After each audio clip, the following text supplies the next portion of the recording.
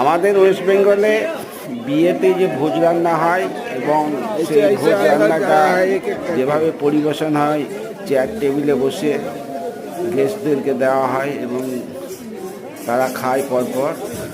কিন্তু কাশ্মীরের ভোজে গিয়ে দেখলাম যে সেইভাবে সার্ভ হয় না। ওরা একটা থালায় সার্ভ করে, জিনিসপত্র সব খাবার দাবার দিয়ে দেয়, দিয়ে দেওয়ার পরে একটা থালায় যেখানে দেবে সেখানে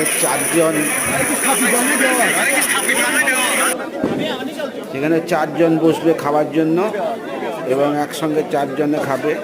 ওদের সিস্টেমটা তাই।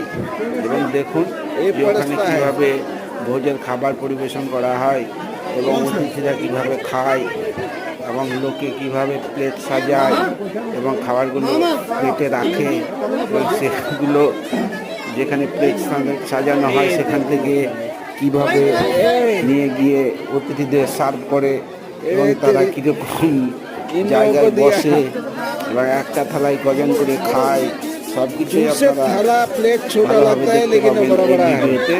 তাই এই ভিডিওটা ফুল ওয়াচ করবেন, গোটাই দেখবেন, তাহলে কাশ্মীরের যে একটা ট্র্যাডিশনাল কালচার দিয়ে সেই কালচারটা আপনারা দেখতে পাবেন।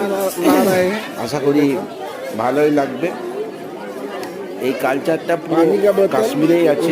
আমি কয়েকটা ভোজে দেখেছি যে এই সিস্টেমেই ওরা সার্ভ করে এবং একটা থালাতে চারজনেই বসে বসে খায়।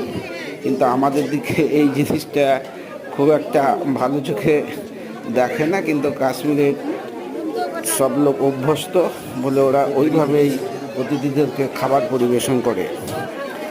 তো এই ভিডিওতে আপনাদেরকে দেখালাম যে কীভাবে কাশ্মীরে খাবার পরিবেশন করে।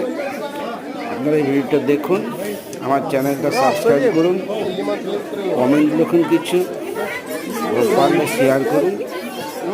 তা আপনাদের এই ভিডিওটি দেখার জন্য ধন্যবাদ জানাচ্ছি।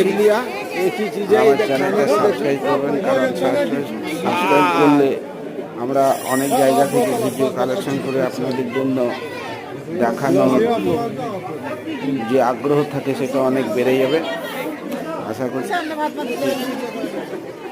কি রে?